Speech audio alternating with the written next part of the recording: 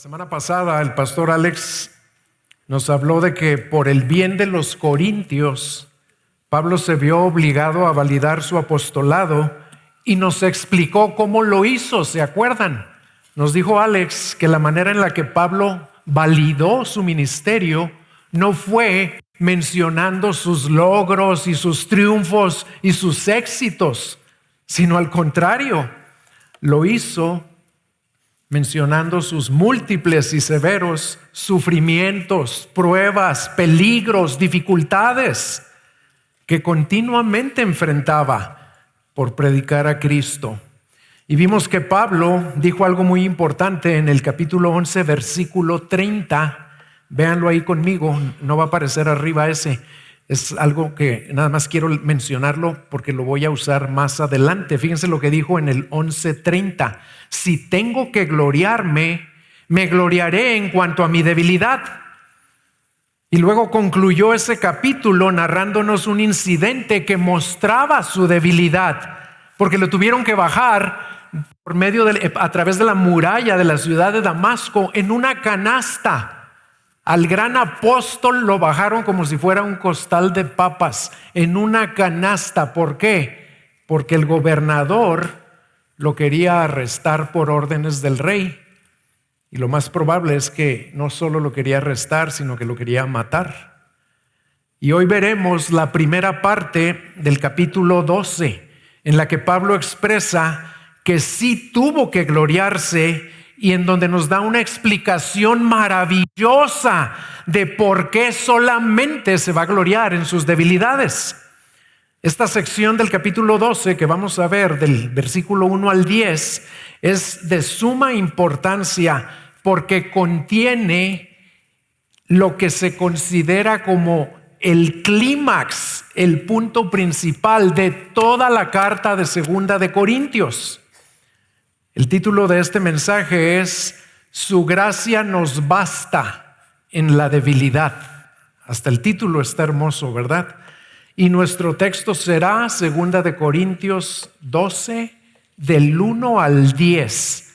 Vamos a orar y luego vamos a leer el texto. Espíritu Santo, te pido que prepares nuestros corazones para escuchar tu palabra, que siempre es importante, pero de manera especial este día, cuando vamos a hablar de lo más importante que le revelaste a Pablo en toda esta carta. Ayúdanos a poner atención, a escuchar todo lo que nos vas a hablar, a creerlo y a ponerlo por obra en nuestras vidas. Y ayúdame a mí, Espíritu Santo, a comunicarlo de una manera clara, precisa, fiel, para que todos sigamos siendo transformados a la semejanza de Jesucristo. En su nombre te lo pedimos. Amén. Vamos a leer todo el texto. 2 de Corintios 12, del 1 al 10. El gloriarse es necesario, aunque no es provechoso. Pasaré entonces a las visiones y revelaciones del Señor. Conozco a un hombre en Cristo que hace 14 años, no sé si en el cuerpo, no sé si fuera del cuerpo, Dios lo sabe, el tal fue arrebatado hasta el tercer cielo. Y conozco a tal hombre, si en el cuerpo o fuera del cuerpo, no lo sé, Dios lo sabe, que fue arrebatado al paraíso y escuchó palabras inefables que al hombre no se le permite expresar. De tal hombre sí me gloriaré, pero en cuanto a mí mismo, no me gloriaré sino en mis debilidades. Porque si quisiera gloriarme, no sería insensato, pues diría la verdad. Pero me abstengo de hacerlo para que nadie piense de mí más de lo que ve en mí u oye de mí. Y dada la extraordinaria grandeza de las revelaciones, por esta razón, para impedir que me enalteciera, me fue dada una espina o un aguijón en la carne, un mensajero de Satanás que me abofetee para que no me enaltezca. Acerca de esto, 3 veces he rogado al Señor para que lo quitara de mí. Y Él me ha dicho: te basta mi gracia, pues mi poder se perfecciona en la debilidad. Por tanto, con muchísimo gusto me gloriaré más bien en mis debilidades, para que el poder de Cristo more en mí. Por eso me complazco en las debilidades, en insultos, en privaciones, en persecuciones y en angustias, por amor a Cristo. Porque cuando soy débil, entonces soy fuerte. Primero que Pablo nos muestra en este texto hermoso, en los primeros 6 versículos, es que en respuesta a lo que les leí ahorita en el 11:30, donde dijo, si tengo que gloriarme, aquí vemos que sí tuvo que gloriarse. Por eso dice en el versículo 1, el gloriarse es necesario, aunque no provechoso. Y luego tuvo que hacer algo que según los expertos, también los falsos apóstoles estaban haciendo. Y eso manténganlo en mente. Muchas de las cosas de las que nos habló Alex en las últimas 2 semanas y lo que yo estoy mencionando ahora, ¿saben por qué lo tenía que hacer Pablo? Porque era por el bien de los corintios. No era su preferencia, fue obligado a hacerlo para que los corintios no siguieran siendo engañados por los falsos apóstoles. Y por eso Pablo dice aquí en los versículos 2 al 4 que iba a hablar de experiencias sobrenaturales, experiencias, como se les dice ahora, paranormales que tuvo, que el Señor le había concedido. Vean cómo dice ahí en los versículos 2 al 4. Pasaré entonces a las visiones y revelaciones del Señor.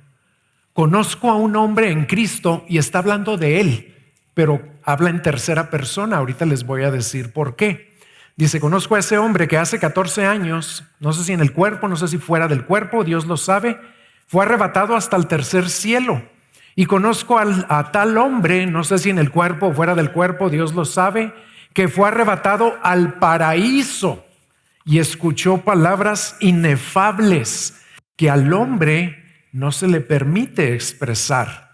Y noten que inmediatamente después de decir que fue necesario gloriarse, Pablo afirma que no es provechoso, no es edificante. ¿Saben por qué lo hace? Porque también parece ser que sus oponentes, los falsos apóstoles, se estaban apoyando en sus experiencias sobrenaturales para validar su apostolado. Estaban jactándose de que ellos también habían tenido visiones extraordinarias. Y Pablo les quiere dejar bien claro a los corintios que esa clase de visiones o de experiencias o de fenómenos no autentifican un ministerio. Y también nos debe quedar bien claro a nosotros. ¿Saben por qué, hermanos? Por algo que ya nos advirtió Alex la semana pasada. Porque en nuestros días abundan los falsos maestros, sobre todo en los medios de comunicación, en las redes sociales. Y algunos de ellos, ¿saben por qué los escuchan los cristianos? Porque cuentan, como estos hombres, extraordinarias visiones o experiencias que han tenido. Y como son muy buenos para hablar, las personas los escuchan porque se impresionan con las experiencias, que es con lo que Pablo nos va a decir aquí, que no nos debemos impresionar. Tan reacio estaba Pablo a hablar de esas experiencias que por eso las expresó en tercera persona, como con vergüenza, como que no quería ni mencionarlas. El mismo hecho de que Pablo no le había contado a nadie de su arrebato al paraíso demuestra que él consideraba esas experiencias personales no importantes. Por eso no lo mencionaba. Si el Señor le hubiera revelado a Pablo que era importante compartir esas experiencias, les aseguro que Pablo lo hubiera hecho, porque todo lo que hubiera sido para edificación de las iglesias, él con gusto lo hacía. Así como mencionó en muchas ocasiones su experiencia de conversión a Cristo, cuando tuvo su encuentro con el Señor Jesucristo, cuando iba camino a Damasco. ¿Se acuerdan? Eso está en el libro de Hechos, y en el solo libro de Hechos Pablo lo repite 3 veces. ¿Por qué? Pues porque era una experiencia que sí edificaba a sus oyentes y que le daba mucha gloria a Cristo. Pablo fue arrebatado al tercer cielo, y eso es consistente con la cosmología bíblica, que incluye 3 cielos. ¿Cuáles son esos 3 cielos? Así rápido, miren. El primer cielo es la atmósfera de nuestro planeta. El segundo cielo es el espacio donde se localizan las estrellas. Y el tercer cielo es la morada de Dios. Pero ese cielo ya es invisible a nuestros ojos físicos. Y que Pablo fue arrebatado al paraíso significa que fue llevado a la mismísima presencia de Dios. Y allí en el paraíso, Pablo escuchó palabras inefables. Inefable quiere decir que no se pueden decir con lenguaje humano, y que al hombre además no se le permitía expresar. ¿Y por qué fue que Pablo no las podía expresar? Pues no es porque no las haya entendido, sino porque Dios mismo le prohibió hablar de ellas. Dios se las expresó a Pablo nada más para su beneficio personal, pero no para compartirlas. Y a lo mejor ustedes en este momento se preguntan, ¿por qué le concedió el Señor a Pablo una experiencia tan extraordinaria si no le iba a permitir hablar de ella? Juan Calvino, para darnos una respuesta que nadie la tiene, pero que nos puede ayudar a entender por qué, dice que eso le sucedió por amor a Pablo. Y tiene sentido lo que dice a continuación. ¿Por qué le concedió el Señor esa experiencia tan tremenda? Dice Calvino, porque un hombre a quien le aguardaban pruebas tan duras como para romper 1000 corazones, necesitaba ser fortalecido de una manera especial para que no se rindiera y para que no se acobardara y perseverara en aquello a lo que Cristo lo había llamado. En otras palabras, a Pablo se le concedió una mirada más grandiosa de la gloria venidera, con el fin de que lo alentara en medio de los azotes, naufragios, peligros, traiciones y quebrantos que iba a padecer, y que fueron muchísimos. Y a diferencia de cómo muchos responden actualmente a experiencias paranormales, que no aguantan el no compartirlas, no se pueden quedar callados, aquí es notable que por lo que nos implica el texto, Pablo, fíjense qué interesante, Pablo se hubiera llevado a la tumba la historia de su rapto al paraíso si no fuera porque le fue necesario compartirla por el bien de los corintios.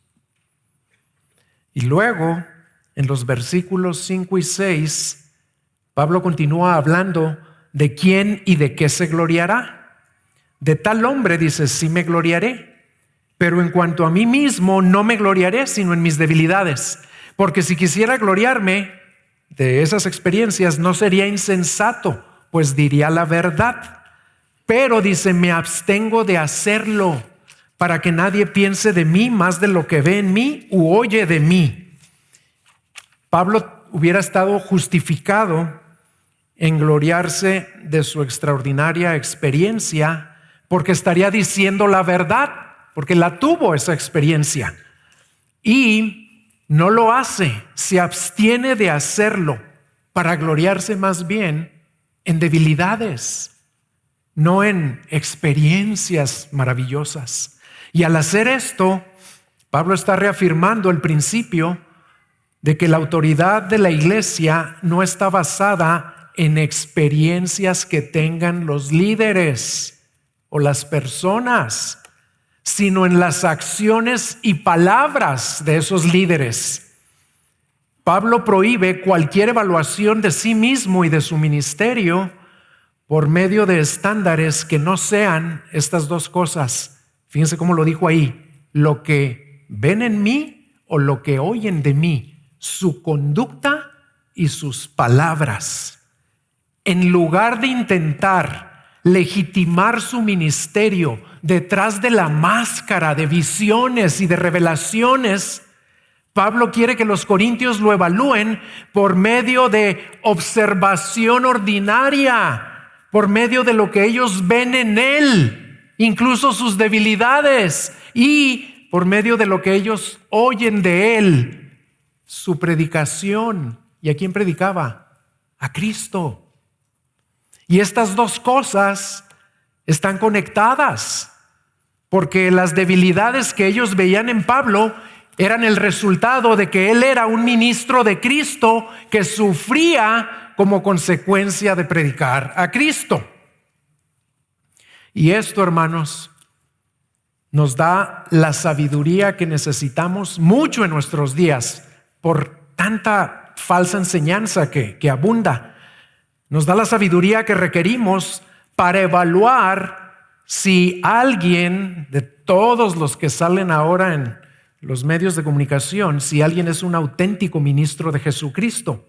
Esto nos ayuda a entender que no importa cuán grandiosas sean las experiencias o las visiones que alguien afirma haber tenido, escuchen esto, nada puede reemplazar la conducta y el mensaje como los genuinos indicadores de que alguien realmente es un ministro de Jesucristo. ¿Y saben por qué nada más esas dos cosas son indicadores genuinos? Porque nuestras acciones y nuestras palabras son lo que revelan lo que realmente somos. No las experiencias que tuvimos. Es cómo vivimos, lo que hacemos cada día, y es lo que hablamos, porque acuérdense que de la abundancia del corazón habla la boca. Eso es lo que revela lo que somos. Y aquí Pablo se los está dejando bien claro a los corintios. Y eso es exactamente lo mismo que Pablo le había comunicado a un pastor joven que se llamaba Timoteo en 1 Timoteo 4:16. Fíjense lo que le dijo ahí a Timoteo: ten cuidado de ti mismo y de la enseñanza. Ahí están otra vez los dos indicadores, los únicos dos indicadores que nos permiten ver si alguien es un genuino ministro de Cristo. Tu conducta, ten cuidado de ti mismo, de cómo vives, de cómo te conduces, y de tu enseñanza, conducta y mensaje. ¿Por qué le dice a Timoteo? Porque si perseveras en estas cosas, vas a asegurar la salvación tanto para ti mismo como para los que te escuchan.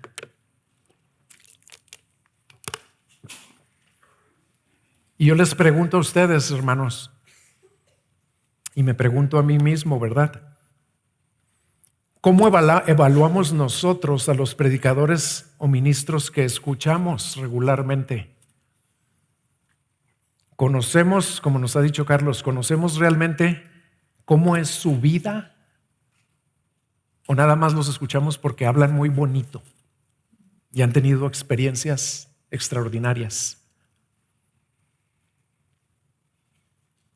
Y este es tal vez el más grande peligro: escuchar a alguien de quien no sabemos cómo es su conducta. Nos dejamos influenciar más por otros factores o atributos similares a los que poseían los falsos o superapóstoles que estaban engañando a los corintios. Debemos tener mucho cuidado con estas cosas. Y luego, en la segunda parte de este pasaje, vamos a ver ahora, y este es mi segundo punto, la razón suprema para gloriarse en la debilidad. En esta sección, Pablo concluye lo que se conoce como su discurso insensato, que había empezado en el versículo 1 del capítulo 11 con estas palabras: ojalá que me soportaran un poco de insensatez, y en verdad me soportan, dijo Pablo ahí. Y como nos explicó Alex en los últimos dos mensajes, Pablo tuvo que gloriarse como un insensato para proteger a los corintios de los pero falsos apóstoles. Pero ahora Pablo empieza a darle como un cierre, empieza a concluir ese argumento con lo que nos expresa aquí en el versículo 7. Escuchen, y dada la extraordinaria grandeza de las revelaciones, por esta razón, para impedir que me enalteciera, me fue dada una espina o un aguijón en la carne, un mensajero de Satanás que me abofetee para que no me enaltezca. Lo que Pablo está diciendo aquí es que las revelaciones que Dios le concedió fueron tan grandiosas que para impedir que se enorgulleciera de ellas o se sobreinflara de orgullo, le fue dado un aguijón para que lo afligiera en su carne. Y esto también era una referencia indirecta a sus oponentes. ¿Por qué? Porque ellos sí estaban inflados de orgullo y se creían mucho por sus experiencias. Pero a diferencia de ellos, Dios estaba manteniendo a Pablo en una postura de humildad. ¿Y cómo lo estaba haciendo? A través de este aguijón en la carne. ¿Por qué? Porque Dios sabía que la mansedumbre, la gentileza, la humildad, la paciencia, la persistencia son las características de un auténtico ministro de Jesucristo. Y quería que Pablo reflejara todas esas cosas. ¿Qué era? Esa es la pregunta de los 64,000. ¿Qué era la espina o el aguijón en la carne de Pablo? Pues déjenme decirles que esta es una de las preguntas del Nuevo Testamento que más interés ha generado no más por 2000 años, hermanos. Y sigue generando. Y las opciones que se han sugerido son muchísimas. Y en general se pueden clasificar en dos posibles categorías. Algunos dicen que era algo físico, tal vez una enfermedad que no sanaba, una malformación en el cuerpo de Pablo, una discapacidad, etcétera. Pero otros dicen que era algo relacional. Por ejemplo, la constante oposición y persecución que el pobre Pablo sufría a donde quiera que iba. Llegaba y empezaba a predicar a Cristo y ganaba discípulos para Cristo y seguía predicando, pero ya lo querían matar. Siempre, a donde quiera que iba. Y lo cierto es que no hay que preguntarnos qué era, porque nadie sabe. ¿Saben qué dicen los expertos? Que es posible que ni aun los corintios sabían a qué se refería Pablo. Pero el no saber qué era es bueno para nosotros. ¿Saben por qué? Porque nos da más posibilidades de aplicar a cualquier clase de sufrimiento que venga a nuestras vidas lo que Pablo está a punto de revelarle aquí a los corintios. Pero no perdamos de vista que aunque la espina era obra de Satanás, ¿quién creen que fue el que se la mandó o la permitió? Fue Dios mismo, como lo hizo en el caso de Job. En su infinito amor y sabiduría, Dios determinó que ese aguijón era lo que Pablo necesitaba, porque sin eso se hubiera vuelto arrogante como los superapóstoles. Pero también recordemos lo que esto implica, que aunque Satanás era el que abofeteaba a Pablo, la idea fue de Dios y Dios le tuvo que haber dado permiso a Satanás. Así que Satanás, que no se les olvide, siempre está sujeto al Señor. Siempre le tiene que pedir permiso a Dios para lo que quiere hacer.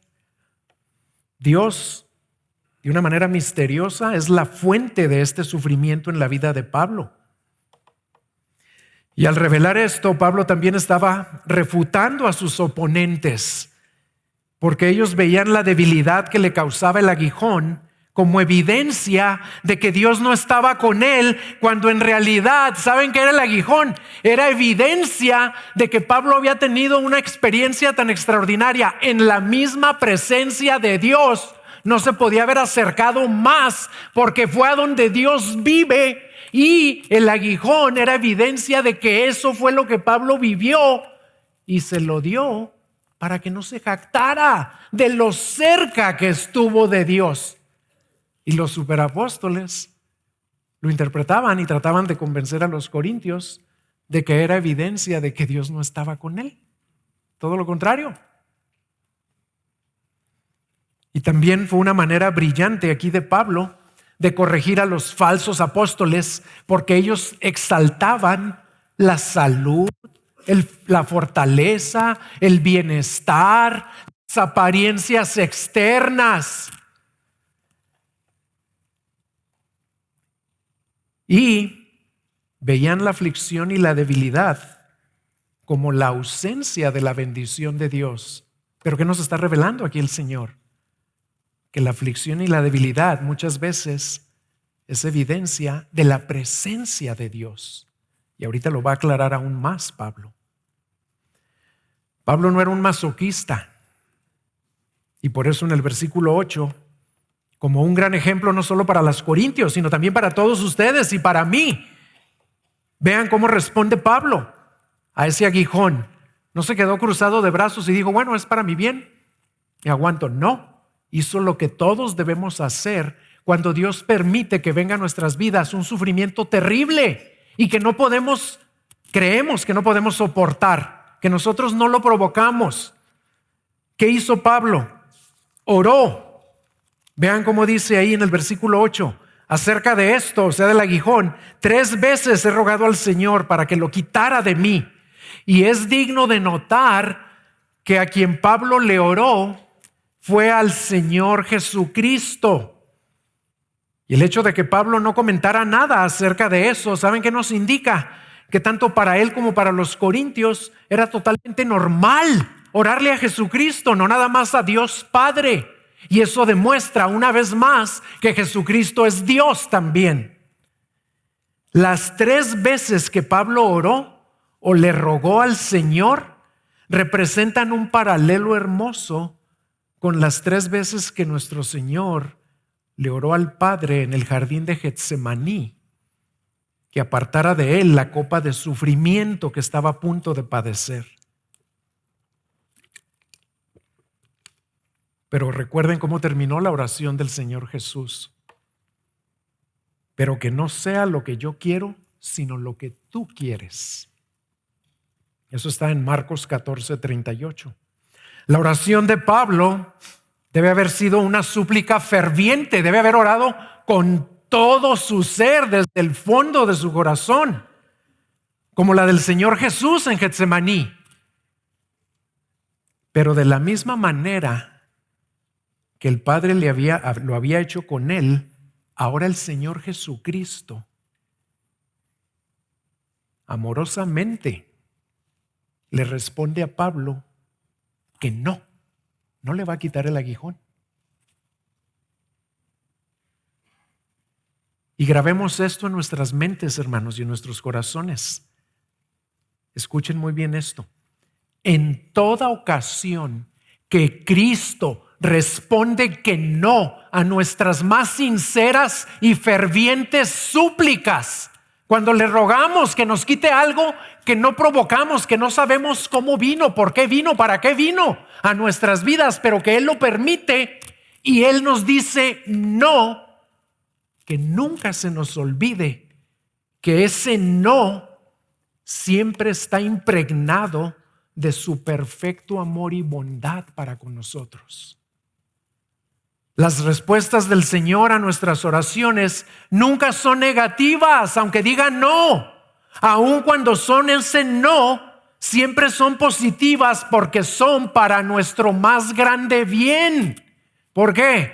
Porque como dice Romanos 12:1, su voluntad para nosotros ¿cómo es? Siempre es buena, agradable y perfecta.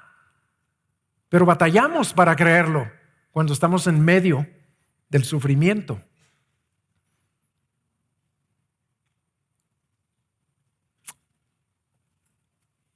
Y ahora les pregunto una vez más, cuando tú padeces un gran sufrimiento o dolor y le oras al Señor, como Pablo le oró, que te lo quite, Le oras con el mismo fervor, con la misma pasión con la que Pablo oró. ¿Cómo reaccionas cuando la respuesta del Señor a tu súplica sincera es no? ¿Cómo interpretas su no? ¿Te enojas?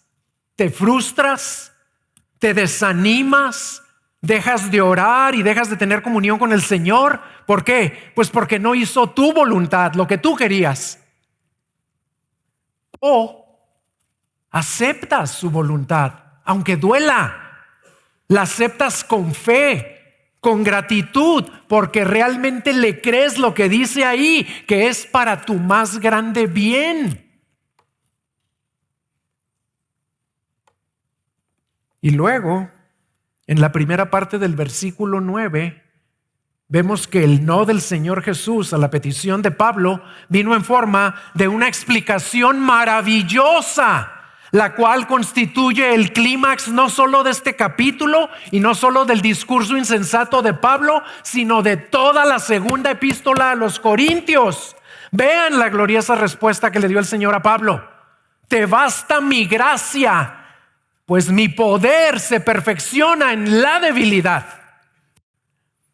Esta es la cumbre de esta carta. Es el excelso punto desde el cual toda la epístola se puede apreciar desde la perspectiva correcta. Su poder en la debilidad por medio de su gracia, porque vean que lo primero que menciona es, te basta mi gracia. Su poder en la debilidad es como el hilo que corre a través de toda la epístola. Y es en este versículo 9 donde alcanza su más poderosa expresión. Recuerden que desde el capítulo 1 Pablo empezó a contar experiencias de debilidad y de cómo el poder del Señor se perfeccionó, se manifestó en esas debilidades. Y a veces leemos la carta y simplemente vemos lo que le pasó a Pablo. Ah, qué bueno, el Señor lo libró. Pero no vemos que está operando este principio. Vean, por ejemplo, en el capítulo 1, versículos 8 al 10. Voy a leer desde la segunda parte del 8. Esto ya lo vimos, pero son recordatorios para ver cómo está obrando el poder del Señor en la debilidad de Pablo. Vean, porque fuimos abrumados sobremanera, más allá de nuestras fuerzas, de modo que hasta perdimos la esperanza de salir con vida. Ahí está la debilidad. Y luego, de hecho, dentro de nosotros mismos ya teníamos la sentencia de muerte, a fin de que no confiáramos en nosotros mismos, sino en Dios que resucita a los muertos, el cual nos libró de tan gran peligro de muerte. Ahí está su poder.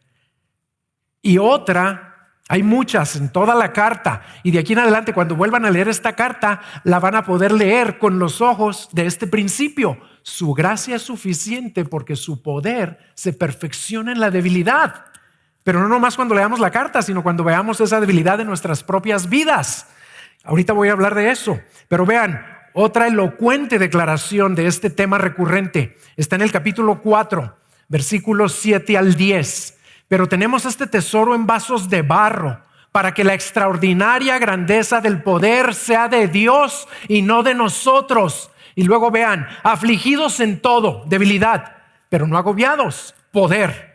Perplejos, debilidad, pero no desesperados, poder. Perseguidos, debilidad, pero no abandonados, poder. Derribados, debilidad, pero no destruidos, poder. Llevamos siempre en el cuerpo por todas partes la muerte de Jesús, para que también la vida de Jesús se manifieste en nuestro cuerpo. Ahí está otra vez, debilidad y poder. Y escuchen ahora esto mismo en la versión de la Biblia, Dios habla hoy. Y al escucharlo, mediten. Les pido que mediten en lo real que esto ha sido en sus propias vidas, porque su gracia nos basta y porque su poder se perfecciona en la debilidad. Fíjense cómo lo dice esta versión, que es una paráfrasis.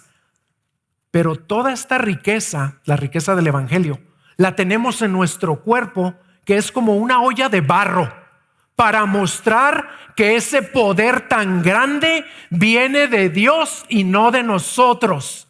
Así, y aquí mediten, así, aunque llenos de problemas, no estamos sin salida. Tenemos preocupaciones, pero no nos desesperamos. Nos persiguen, pero no estamos abandonados. Nos derriban, pero no nos destruyen. Donde quiera que vamos, llevamos siempre en nuestro cuerpo la muerte de Jesús, para que también su vida se muestre en nosotros. Hermanos, hermanas, todo esto no solo ha sido posible y es posible, sino que además seguirá siendo posible. ¿Saben por qué? Porque su gracia ha sido suficiente en el pasado, es suficiente en el presente y seguirá siendo suficiente ¿cuándo? En el futuro. Y porque su poder se ha perfeccionado en nuestra debilidad en el pasado, se está perfeccionando en tu debilidad ahorita en el presente y se seguirá perfeccionando en cualquier debilidad que venga a tu vida en el futuro. ¿Lo crees? Gloria a Dios, porque esa es la verdad que nos está presentando aquí Pablo. Y lo que debemos captar muy bien y nunca olvidar es que este poder en la debilidad es realmente una expresión abreviada de la cruz de Cristo, del Evangelio. ¿Por qué? Fíjense qué interesante, porque en el perfecto plan de redención de Dios tenía que haber primero debilidad, que fue la crucifixión, para que después hubiera poder, que fue la resurrección. Por eso, en el capítulo 13, que vamos a ver, versículo 4, Pablo declara, porque ciertamente Él, Jesucristo, fue crucificado por o en debilidad, pero vive por el poder de Dios. O sea que con lo que el Señor le respondió a la súplica de Pablo, cuando le pidió que le quitara el aguijón en su carne, fue con la esencia del Evangelio. Le respondió con los ingredientes básicos de muerte y resurrección de Jesucristo, que es gracia, debilidad y poder. Y notemos también que hay una fuerte conexión entre la gracia y el poder del Señor. La gracia que Cristo despliega hacia su pueblo se expresa por medio de ese poder. La gracia y el poder de Cristo son inseparables. Y qué bueno, ¿verdad? Porque cuando clamamos por gracia, quiere decir que le estamos pidiendo su poder y su poder va a acompañar siempre a esa gracia. Cuando Él nos extiende lo primero, que es gracia, eso implica que también nos dará lo segundo, que es poder. Y ese poder se perfecciona, se vuelve realidad, se manifiesta en la debilidad, de la cual el aguijón de Pablo es un ejemplo concreto.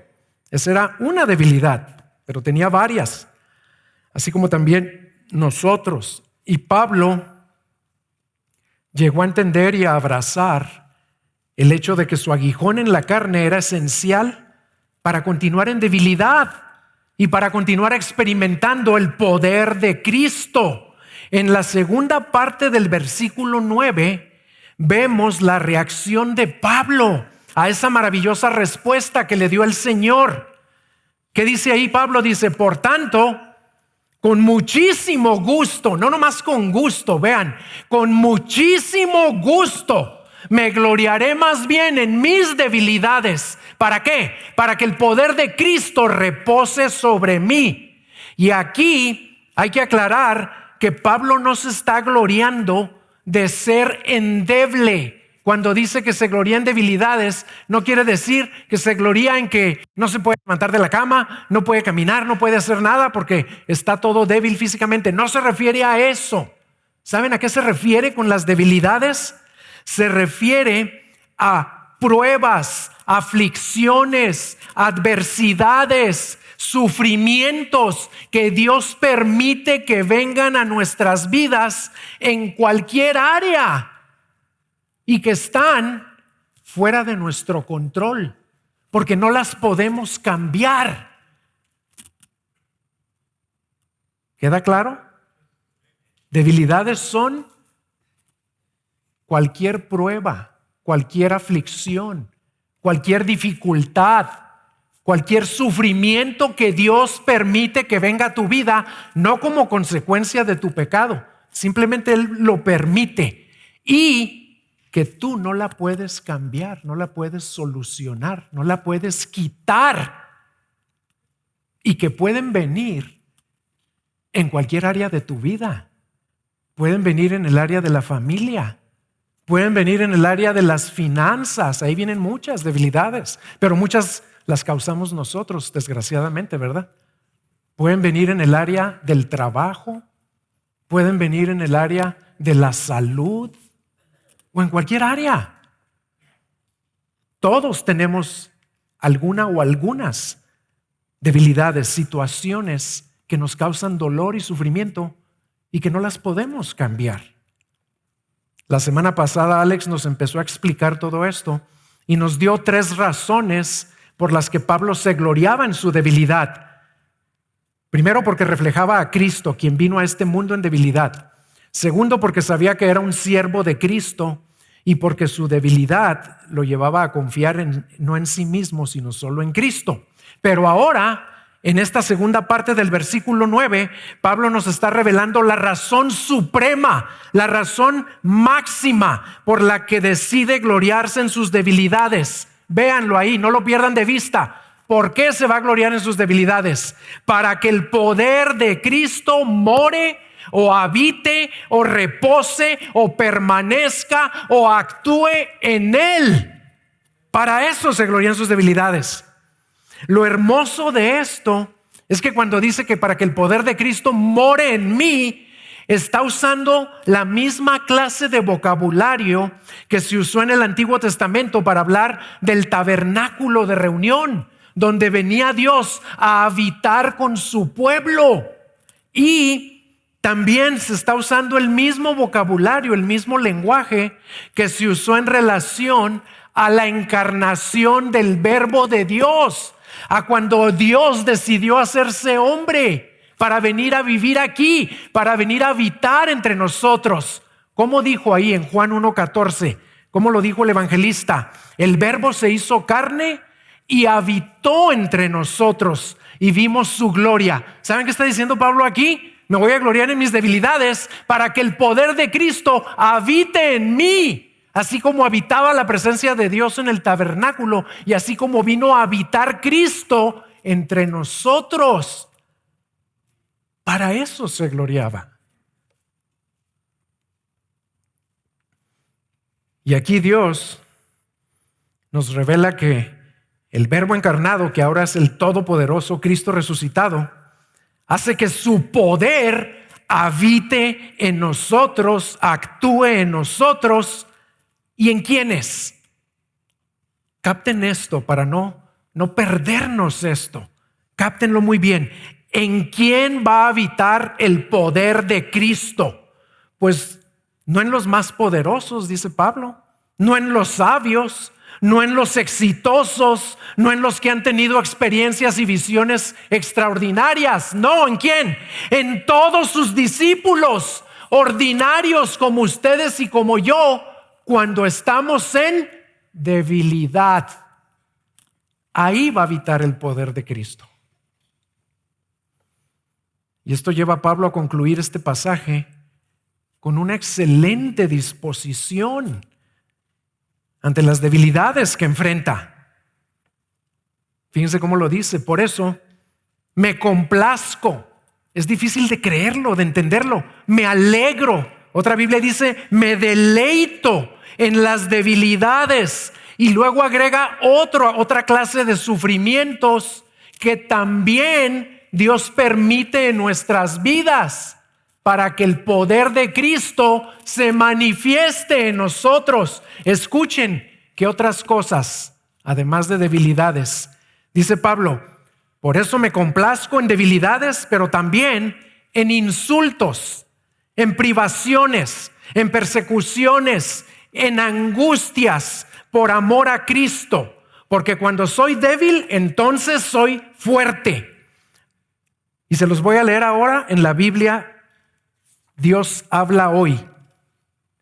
Y me alegro también de las debilidades, que ya dijimos que son toda situación que nos causa dolor y sufrimiento que nosotros no provocamos y que Dios permite y que no la podemos cambiar. Pero vean, me alegro en eso, pero también me alegro en insultos, en necesidades, en persecuciones, en dificultades que sufro por Cristo. Porque cuando más débil me siento, es cuando más fuerte soy. Qué hermosa palabra, qué hermosa frase. Cuando más débil me siento por lo que Cristo permite en mi vida, es cuando más fuerte soy. ¿Por qué? Porque su poder está obrando en mí en esos momentos.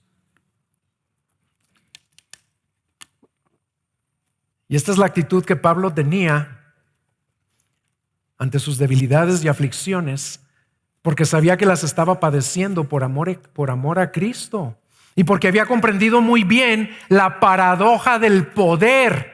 ¿Cuál es la paradoja del poder? Cuando soy débil, entonces soy fuerte. Y observen que Pablo se alegraba no solamente de debilidades, sino también de esas otras circunstancias difíciles, con algunas de las cuales nosotros nos podemos identificar. Alex nos dijo la semana pasada que lo más probable es que por la gracia y la bondad de Dios, ninguno de nosotros vamos a sufrir como sufrió Pablo. A mí no me han querido matar por predicar a Cristo, y creo que a ustedes tampoco. Ni les han quemado el carro, o les han quemado la casa o el negocio por ser cristianos, ¿verdad? Ni los han tratado, ni los han sacado de Juárez a medianoche, y menos en una canasta. Pero lo más probable es que no vamos a sufrir como Pablo sufrió. No vamos a sufrir persecuciones y maltratos como los que él sufrió. Pero creo que si estamos, y si no es cuestión de tiempo, todos vamos a sufrir necesidades, dificultades, privaciones, dolor, preocupaciones, y tal vez algunos de ustedes ya las están padeciendo ahora mismo. Y aprovecho para preguntarles, ¿cuál aguijón está permitiendo Dios que te aflija actualmente? ¿Cuál debilidad o circunstancia dolorosa que tú no provocaste y que no puedes cambiar estás padeciendo ahorita en tu familia, o en tu trabajo, o en tu salud, o en tus finanzas, o en cualquier otra área? Ese sería un aguijón que Dios está permitiendo en tu vida.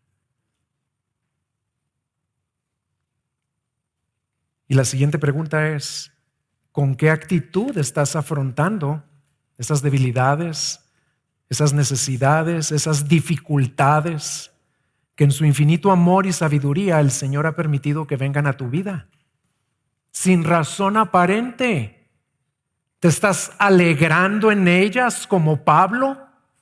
Porque al igual que él confías en el Señor y crees en sus promesas, ¿o estás renegando y quejándote de que el Señor permita esas cosas en tu vida? Y eso demostraría que no crees en sus promesas. Tal vez una razón común por la que batallamos para confiar y creerle al Señor en medio de dificultades y sufrimientos y debilidades, y por la que no vemos que su poder repose o permanezca o more o habite más en nosotros, ¿saben cuál pudiera ser? Porque pensamos que para que ese poder obre en nosotros lo tenemos que sentir. Y esto no es una cuestión de sentimiento, es una cuestión de fe. Lo tienes que creer, punto. Y Él va a obrar.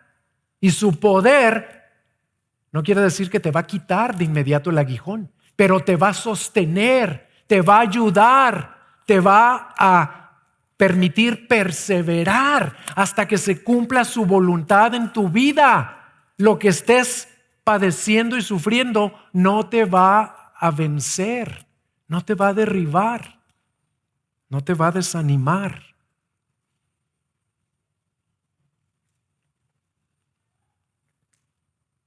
Que el Señor nos conceda la gracia para imitar la actitud de Pablo y para alegrarnos, por difícil que sea, alegrarnos en nuestras debilidades, gloriarnos en ellas, que es simplemente reconocerlas y aceptarlas, pero con gozo, en las necesidades, en las dificultades que enfrentemos por amor a Cristo, como Dios nos exhorta a hacerlo en Santiago 1:2. Ahora entendí mucho mejor este pasaje que a veces lo había leído y decía, no lo entiendo bien y se me hace muy difícil, pero con todo lo que acabamos de ver lo podemos entender perfectamente. ¿Qué dijo el Señor en Santiago 1:2? Tengan por sumo gozo, otra vez, no nada más gozo, sumo gozo, hermanos, cuando se hallen en diversas pruebas. Ahí están las debilidades otra vez. ¿Y por qué vamos a tener por sumo gozo tener pruebas y dolor y sufrimiento y aflicción? Porque su gracia nos basta.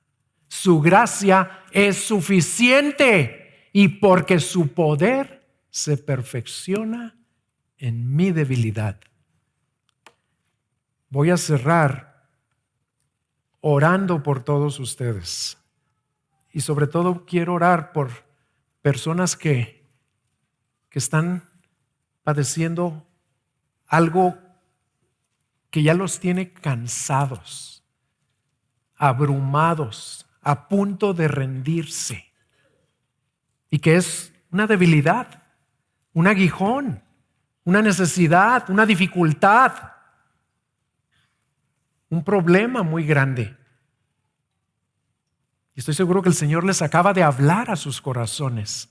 Pero vamos a orar por ustedes para pedirle al Señor que ahí en medio de su dolor y de su desconcierto, de su angustia y de todo lo que están enfrentando, Él les permita creer esto con todo su corazón y hasta gozarse en medio de esa debilidad que Él está permitiendo en sus vidas.